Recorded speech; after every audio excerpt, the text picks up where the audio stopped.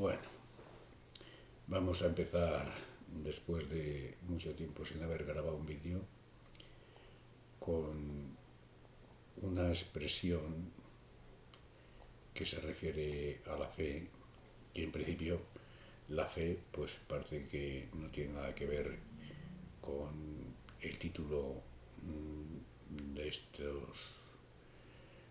esta exposición que estoy haciendo o que estoy tratando de componer sobre una frase que decía mi abuelo, que la salvación está en la acción.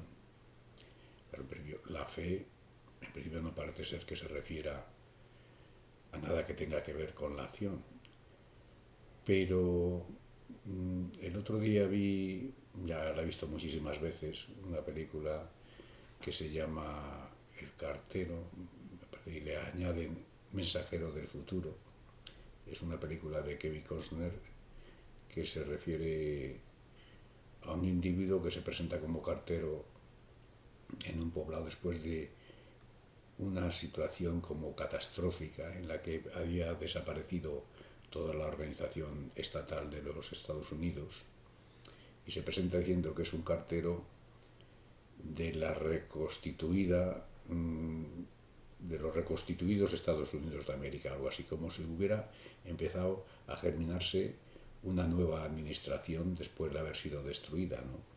Ante la incredulidad de toda la población, que lo único que conocía es que estaban aislados y que de vez en cuando venía por allí una especie de organización criminal, una banda organizada que era la que dominaba la situación por todos aquellos contornos, ¿no? Era lo único que conocían. Su pequeño poblado y la organización que los tenía atemorizados, porque el Estado no existía. Y este se presentó como que habían resurgido otra vez los Estados Unidos y que él era un cartero como muestra de esa nueva, de ese, digamos, reconstitución. Bien. Claro, él sabía que era mentira porque él había encontrado el uniforme y la cartera del cartero y las cartas en un coche que estaba accidentado y el cartero estaba muerto y se hizo pasar por cartero. Pero trataba de hacer creer una mentira a aquella población para sacar provecho, que le dieran a cambio de ejercer ese servicio pues alimentación, víveres y bueno, irse moviendo por los pueblos o por los distintos poblados a costa de lo que le dieran. Igual que antes se había dedicado pues a ir por los pueblos, bueno, por estos grupúsculos, ¿no? O poblados o comunidades aisladas, se había dedicado a ir pues haciendo de especie de poeta que recitaba versos y cosas así, y la gente pues se entretenía y le daba algo. Bien, pues hubo quien, por si pudiera ser, pues se lo creyó, unos se lo creían más, otros con menos convicción. El jefe de este poblado no se lo creía, que era una especie de alcalde que no se lo creía, pero había un chico que se lo creyó ciegamente, que era un cartero de los reconstituidos Estados Unidos de América, y que quería ser cartero él también.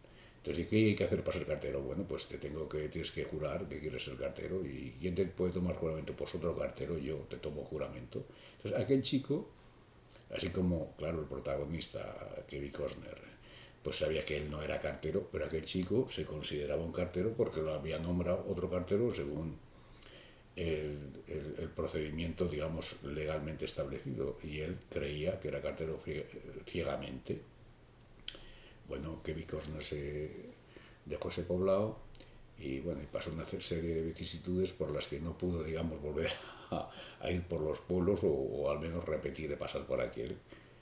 Y la primera, y una vez que se puso, digamos, intentó moverse de donde más o menos se había refugiado, pues se encontró con que venía una chica en un caballo que se presentó como que era una cartera de los reconstruidos Estados Unidos de América. Claro, él, que se había inventado esa trola, se encontraba con que efectivamente había una cartera. Y cuando esa chica la llevó a su base, podríamos decir al campamento o el centro de operaciones, pues vio que había un montón de chavales y chicos jóvenes que estaban haciendo de carteros.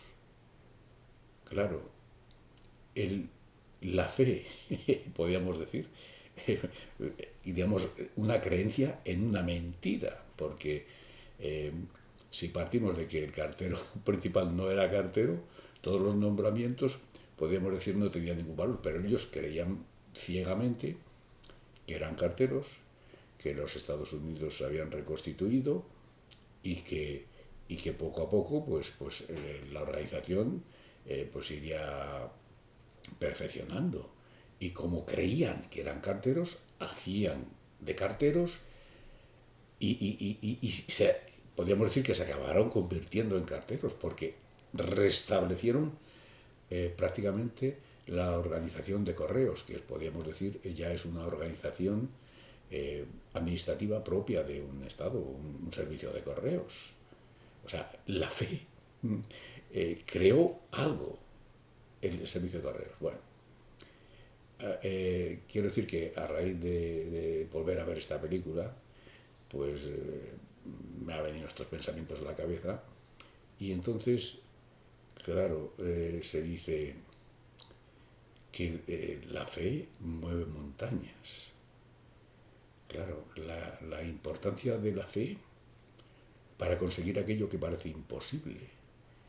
Claro, y la fe no tiene por qué tener un fundamento, podemos decir, verdadero, ni un conocimiento auténtico. O sea, la fe se puede basar en una duda o incluso en una mentira, como en este caso.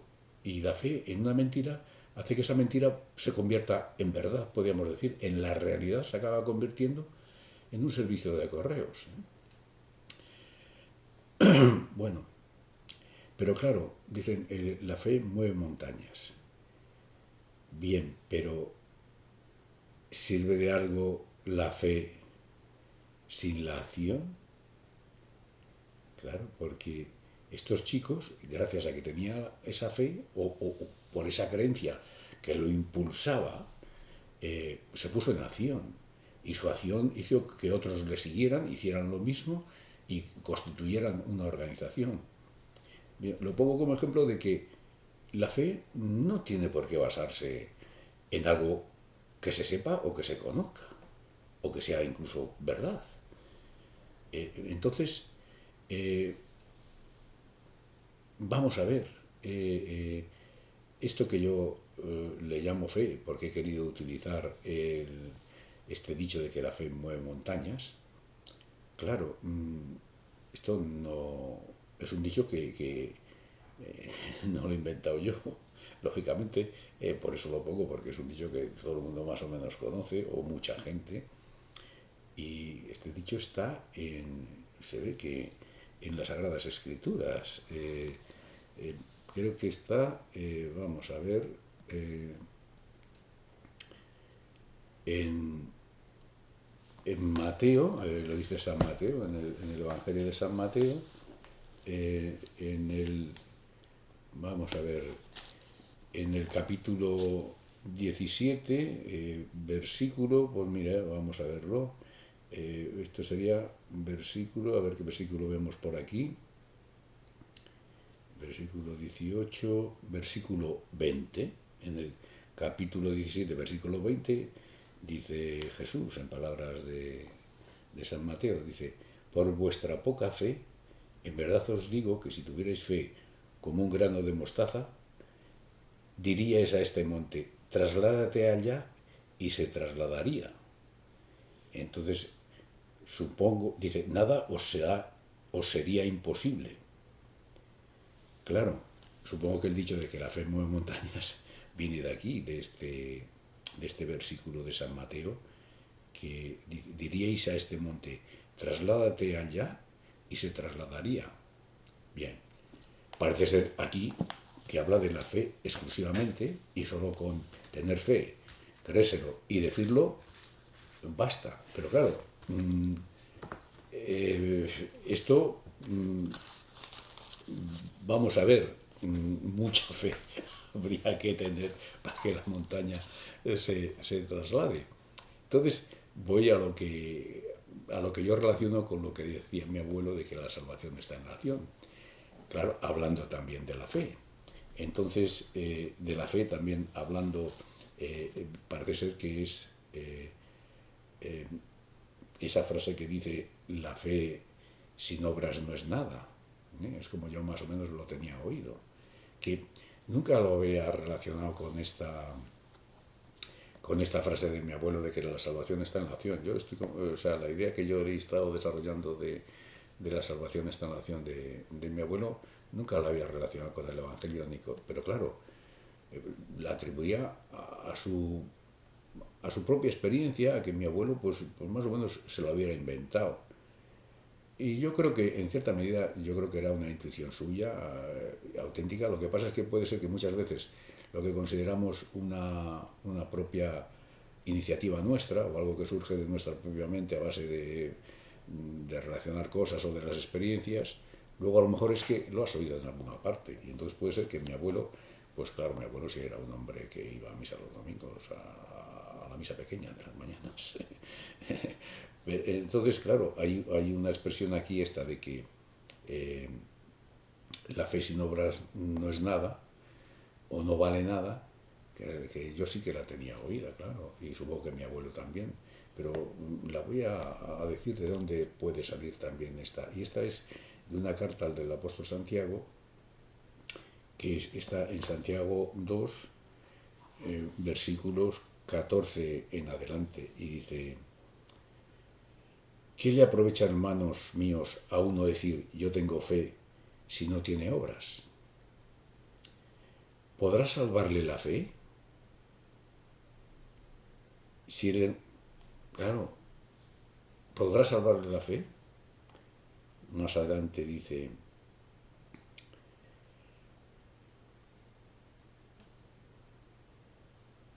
¿qué provecho les vendría?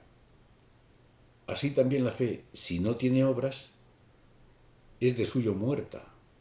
O sea, esto viene a ser lo mismo de decir que la fe sin obras no es nada, ¿no? Pues dice, así también la fe, si no tiene obras, es de suyo muerta. Mas dirá alguno, tú tienes fe y yo tengo obras. Muéstrame sin las obras tu fe, que yo por mis obras te mostraré la fe. Tú crees en Dios, que Dios es uno, haces bien. Mas también los demonios creen y tiemblan. ¿Quieres saber, hombre vano, qué es estéril la fe sin las obras? O sea, la frase que la fe sin obras no es nada, aquí está repetida en una forma que dice, es la fe, si no tiene obras, es de suyo muerta. Y luego, ¿quieres saber, hombre vano, qué es estéril la fe sin las obras? O sea, la fe sin obras es estéril. O sea, que prácticamente, si no hay obra, no hay fe. Entonces, ¿qué más podríamos decir con validación de la frase de mi abuelo? Que la salvación está en la acción. O sea, dicho, o sea, recalcado en esta carta de Santiago, que la fe sin obras no es nada. O sea, prácticamente no es fe. O sea, que la fe y las obras vendrían a ser prácticamente lo mismo, y en las obras está la salvación. O sea, en las obras que ponen de manifiesto la fe. Claro, esto en un sentido podríamos decir, desde el punto de vista de la salvación, desde un punto de vista religioso, la salvación para ganar el cielo o algo así. Pero bueno, yo no creo que mi abuelo se refiriera a este sentido, aunque lo utilizaba, pues podríamos decir, como comparación o como metáfora de la salvación, en la que yo considero que la fe es útil para todo el mundo. A lo mejor no la fe en la existencia de Dios para ganar el cielo, pero la fe para conseguir cosas que parecen imposibles. Y curiosamente, que las consigues gracias a la acción, por la fe que tienes en que vas a conseguir aquello que pretendes. En este sentido, yo vi una película también en la que salía un vídeo de Antonio Díaz Miguel, que daba una conferencia sobre los entrenadores y decía, un entrenador tiene que, le decía a los escuchantes de la conferencia, el entrenador tiene que buscar esa sensación de que puede conseguir aquello que desea, aquello que pretende. O sea, él le llama, en lugar de fe, sensación. O sea, esto ya es, digamos, podemos ir paganizando la fe para aplicársela a todo el mundo, ¿no? Una sensación, no es un conocimiento o algo, es un estado de ánimo o algo en lo que tú crees, generalmente sin ningún fundamento, porque si Díaz Miguel tiene, por ejemplo, la intención o la sensación de ganar un partido, el otro, el contrincante, también la puede tener, o sea que eso no garantiza nada. Ahora, si tú haces todo lo habido y por haber para conseguir aquello que pretendes, porque él decía, primero que el entrenador tendría que buscar esta sensación de que puede conseguir aquello que pretende, pero sobre todo debe, decía, conocer su oficio, querer su oficio y respetar su oficio. O sea, es decir, poner en marcha todos los mecanismos necesarios para conseguir el resultado. O sea, un conocimiento al máximo, dominar lo mejor posible el oficio. Querer el oficio es hacerlo con todo el entusiasmo, podemos decir, con toda la dedicación. Y respetar el oficio, darle mucha importancia al oficio, ¿no? Algo serio, ¿no? O sea, tomarse las cosas en serio. No, bueno, pues con digamos, estas actitudes, pues posiblemente se consiga el resultado ese de creer, o sea, de esa creencia que tienes de que vas a conseguir aquello que pretendes. ¿Vale? Esto quiere decir que ya creo que es aplicable no ya a solo la salvación del cielo, sino a la salvación, podríamos decir, de conseguir aquello que uno pretenda, conseguir sus objetivos. Tener fe y poner todo lo necesario. Pero fe con obras. No. La fe es, mira, montaña, muévete y si tienes fe, la montaña se cambiará de sitio. No. Eso parece una contradicción entre dos, podemos decir, versículos o dos párrafos de las propias Sagradas Escrituras. Una dice que la fe mueve montañas y otro que la fe sin obras no es fe. Pues entonces, demos a la fe la consideración de que la fe es actuar con pleno convencimiento y con toda la diligencia y con toda la intensidad y con todo, podemos decir, entusiasmo y constancia y perseverancia y por todos los medios posibles. Entonces, cuando es la verdadera fe que consigue que se mueva la montaña, podríamos decir. Entonces, digamos, esto es una explicación, podríamos decir eso, que digo, más profana que la de las Sagradas Escrituras. Y luego, esto yo lo voy a unir yo he tenido varias experiencias personales en este sentido, que creo que son ilustrativas. No voy a dar los detalles porque tampoco viene al caso que cuente yo aquí mi vida. Pero gracias a que una persona con la que, digamos, mi padre se puso en contacto cuando yo tenía pues los 17, 18 años y tenía que pensar en qué iba a hacer en la vida, pues yo como había estudiado el bachillerato, pues se presentaba la posibilidad de hacer una oposición para la que se pedía el bachillerato y bueno, prepararla en un plazo determinado, en un tiempo determinado, y una vez que aprobaba la oposición, pues ya tenía un modus vivendi, podríamos así decir.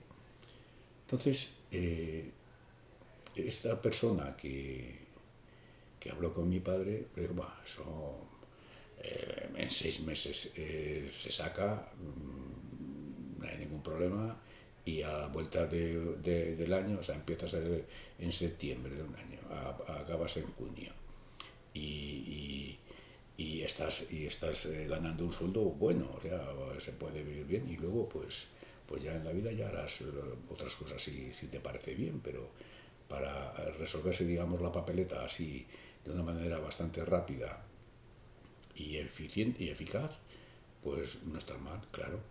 Pero es que este señor que habló con mi padre tenía la... no sé dónde, bueno, sí, sé de dónde le venía, porque luego, por posteriores cosas que ha dicho, pues tenía el convencimiento de que yo era alguien inteligente, alguien con buena memoria, o sea, muy capacitado para sacar esa oposición a la primera, vamos, y en menos de un curso. Y claro, él me hizo creer a mí que yo lo podía, vamos, que estaba chupado, en una palabra. Yo no tenía ni idea de oposiciones, ni la gente que te otras cosas, ni el temario, ni nada. Yo he creído lo que él había dicho. Y eso para mí estaba chupado. Porque, claro, él supongo que pensaba, yo había estudiado el bachillerato, lo había hecho, bueno, había ido a los frailes con la inmensa mayoría de los chicos de mi época que eran de pueblos pequeños y alejados de las capitales, donde no teníamos posibilidad de ir a los institutos ni a ningún colegio así. Entonces, bueno, pues hice el bachiller interno pues, en los frailes. Y bueno, por la idea que tendría él de que yo pues había hecho el bachillerato y la idea de los antecedentes de mi familia, que tenía una reputación de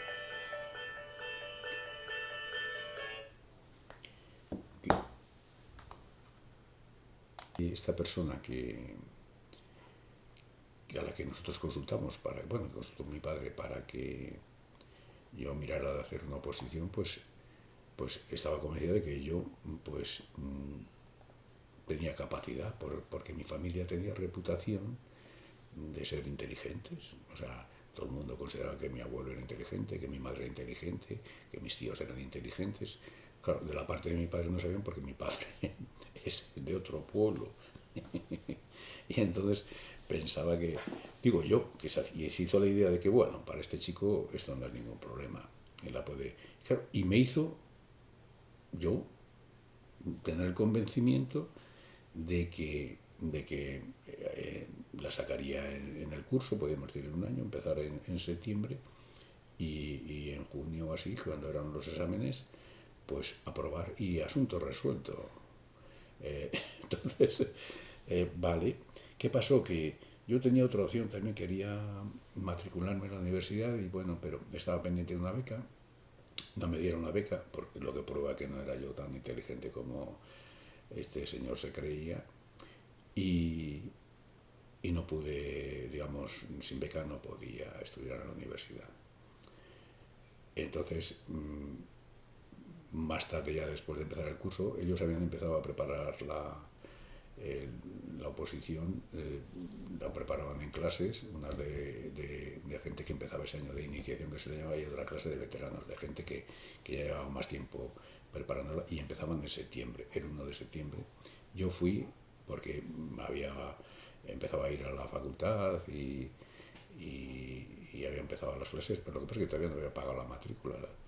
Y el día de Todos los Santos bajé a vendimiar a mi pueblo y me dijo mi madre que había venido una carta que no me había dado la beca. Entonces, el 1 de noviembre, el día de Todos los Santos, me fui a Madrid a casa de una prima y allí empecé a preparar la oposición.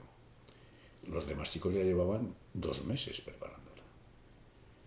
Bueno, pues de la clase de los que éramos de iniciación, que seríamos, pues yo que sé, 30 o así,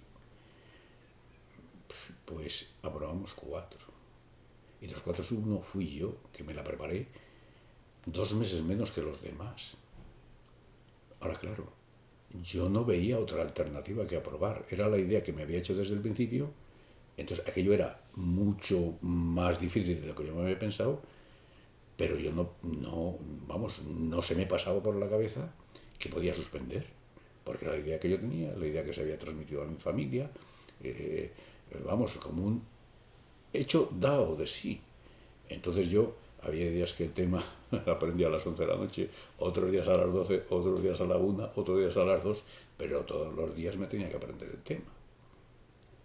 Y, y dale que te pego, pues al final aprobé. Pero que si yo hubiera sabido de entrada cómo era la oposición, la gente que opositaba, la cantidad, el temario, la dificultad, pues yo creo que no hubiera sido capaz de hacer, o sea, no me hubiera atrevido a hacerme esas previsiones. Claro, una vez que no te haces la previsión que dices, bueno, si no la pruebo un año, pues la pruebo en dos o tal, ya no actúas de la misma manera como si necesariamente dieras por hecho que tienes que aprobar, porque tienes esa creencia, una creencia que no tiene ningún fundamento, porque yo no tenía ningún conocimiento de nada para, para saber si le iba a aprobar o no. El único fundamento que tenía es que la otra persona había creído que yo era lo suficientemente capacitado como para aprobar. Bueno, y aprobé. Es decir, que lo, hombre, posible era, porque si se produjo es que era posible. Pero desde luego que nunca en la vida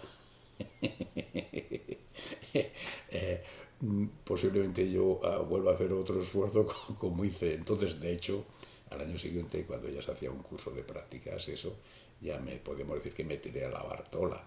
No perdí puestos respecto al número que saqué, que no fue malo. De 350 plazas saqué el número 83 y luego mejoré, pero vamos, que si me hubiera esforzado un poco más, hubiera sido de esos que dicen, no digo el número uno o tal, pero bueno, hubiera estado a lo mejor entre los 10 primeros, ¿eh? Digo yo, ¿eh? Pero bueno, ya estaba la papeleta estaba resuelta, asunto concluido. Luego, a posteriori, ha habido otras ocasiones en las que, sobre todo últimamente, en las que como ya he, podríamos decir, racionalizado o estudiado, o no sé cómo, reflexionado sobre la importancia de esta creencia, pero claro, esta creencia no te viene siempre que tú quieres, viene no se sabe por qué, generalmente por un error, o sea, una creencia que tiene un fundamento falso, como ya digo esta de la oposición, pero es que hace unos, bueno, el año 2004, ahora estamos a 2026, pues hace pues, más de 20 años, a mi madre le dio un derrame cerebral y quedó, vamos, paralizada la parte izquierda totalmente. Y, y fue sometida a una operación que el cirujano dijo, bueno, si no se opera, pues se va a morir. Y si se opera, pues hay una entre 1 millón de que se sale. Le sacaron un coágulo como una mandarina de la cabeza, estaba totalmente paralizada. Yo no la vi en un primer momento, yo había estado en el hospital antes porque había tenido una meningitis. Y ya había pasado casi un mes cuando la vi. Había estado mi hermana con ella en casa, había ido a rehabilitación, pero bueno, estaba mi madre que no se tenía de pie, no sabía, vamos, no podía coger nada con la mano izquierda, no la sabía manejar, bueno, tremendo. Y entonces empecé yo a estar con ella, pues, siguiendo la rehabilitación y tomando iniciativas. Mi madre tiene una voluntad muy superior a la mía. Se fue quedando ciega y hacía todas las cosas de la casa y todo lo habido y por haber, costándole todo lo que hiciera falta, y las hacía y bien. Entonces, la memoria hay que esforzarla muchísimo porque todo se basa en la memoria. Cuando eres ciego, en el caso de ella, todo era memoria. ¿Dónde he dejado esto? ¿Dónde he dejado lo otro? O sea, todo tenía que tenerlo en la cabeza. Los números de teléfono y las cosas eran más simples. Tenía que saber dónde las había dejado para encontrarlas. Y ella hacía las cosas con esa dificultad. Y si tenía que barrer 3 veces por un sitio, barría con tal de que quedara limpio y quedaba. Y todo estaba limpio y todo estaba bien hecho, la comida, la casa, todo muy bien, costándole a lo mejor 3 veces más que a los demás, pero lo hacía y bien. Entonces le dio el derrame cerebral y quedó en esta situación y con la rehabilitación, que para mí es caca de la vaca, si te limitas a saber lo que hace la rehabilitación, pues sí, mejorarás porque tienes que mejorar, si es que tienes que mejorar. Pero lo que hacía mi madre era, venga, vamos a andar. Y yo iba, la cogía apoyada en mí hasta que la empezaba a soltar. Y me decían mis hermanos, no la sueltes que se va a caer. No. Y mi madre, ella dejándose soltar, confiando en mí. Y dale que te pego, dale que te pego. Mamá, a ver, mira a ver si puedes sujetar esto con la mano. Mira a ver si te puedes llevar a la boca la cuchara y andaba para allá y para acá, para todos los lados y no daba, pero intentando, mejor de una manera que llegó a estar casi imperceptible que le había pasado nada. Y entonces yo decía, mamá, estás porque se pegaba unos paseos de horas. Y decía, sí, pero la estabilidad, ¿sí? O sea, como, sino que aparentemente era una cosa, pero ella notaba que no era lo mismo que antes. Pero vamos, a mí me dio la impresión, o la sensación, por utilizar la palabra, una palabra de Miguel, que mi madre se había recuperado casi, o sea, casi al 100%, gracias a la voluntad, al esfuerzo, a darle que te pego, ¿no? Que a ella no sé de dónde le saldría esa motivación, si de que tenía creencia en Dios que ayuda al que hace lo posible por conseguir las cosas, o de qué. Ahora, yo mismo, yo estaba convencido de que mi madre se había, se había recuperado gracias a su esfuerzo. Bien, pues hace unos, sí, en el año 2022, estamos en 2016, va a hacer 4 años, que a mí me dio un ictus. Me levanto de la cama, voy a poner la pierna en el suelo, no llega a levantarme de la cama, claro. Echar y al suelo. La pierna izquierda como si fuera de goma. Y el brazo 3/4 de lo mismo. Pero, claro, la primera, digamos, impresión que me viene a mí a la cabeza es, bendito sea Dios, y mi madre se recuperó estando como estaba, yo me voy a recuperar. Claro, yo tenía esa creencia, vamos, pero al 100%. Entonces, no me llevé prácticamente ni disgusto siquiera. Llamamos a la ambulancia me llevaba al hospital, tal y cual, y yo tan tranquilo.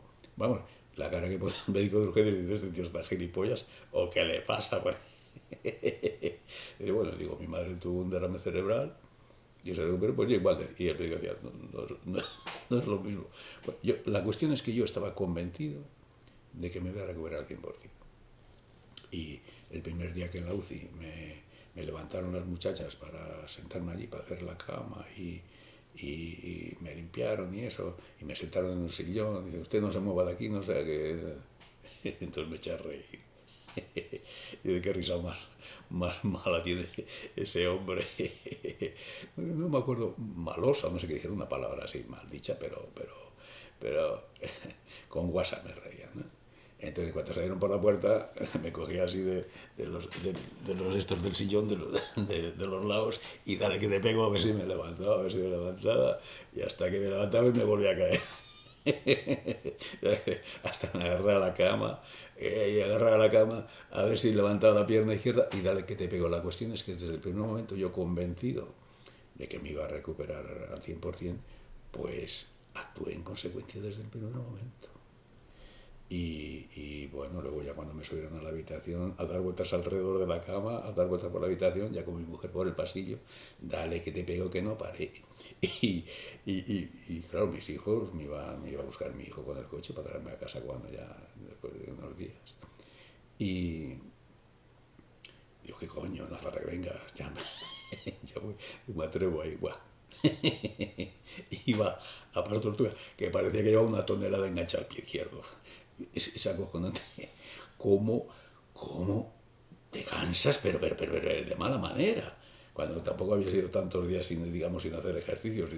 Una cosa, bueno, la cuestión es que desde aquel día sigo con el mismo convencimiento, llevo 4 años, sé que todavía no me recupero del todo, aunque todo el mundo dice que parece que no tengo nada, pero el mecanismo automático de transmisión de la orden del cerebro a la parte izquierda no funciona y tiene que ser todo pensado. Y claro, y cuanto más repites, es como si hubiera borrado del disco duro todos los movimientos que sabías hacer y los tuvieras que aprender de nuevo, pero al llegar a automatizarlos me parece que va a ser difícil, pero yo sigo creyendo que acabaré.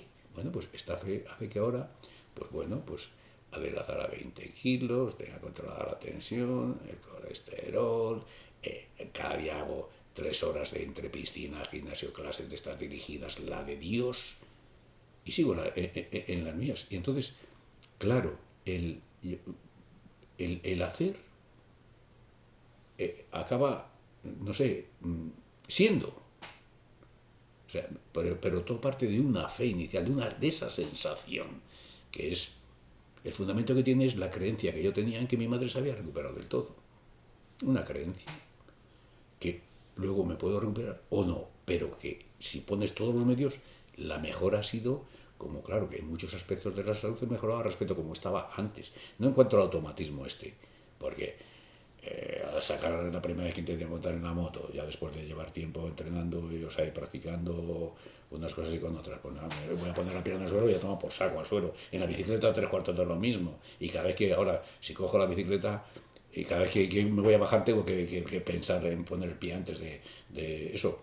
Pero insisto, y claro, y entonces, como hago tanto con la bicicleta, con toda clase de gimnasias, en otros muchos aspectos de salud me encuentro estupendamente, como que he mejorado, pues el dolor de espalda, pues, cantidad de cosas las he mejorado, el dolor de la rodilla, tanta natación y tal, tanto spinning, total body, power pool, pilates, la de Dios es Cristo, pues, y ahí seguí, y ahí sigo, porque mi idea es a ver si alcanzo el 100%, que no sé si se alcanzará algún día, pero esa es la idea.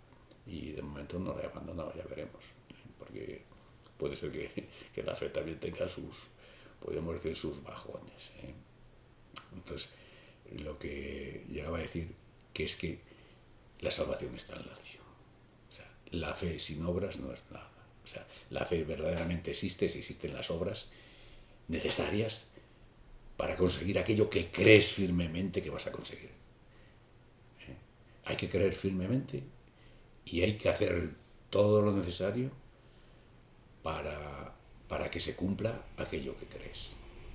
Pero sin las obras no hay nada. Por eso acabamos con otro aspecto, podríamos decir, de la frase esta auténtica de mi abuelo, de que la salvación está en la acción. Y bueno, aquí se acaba la historia de hoy.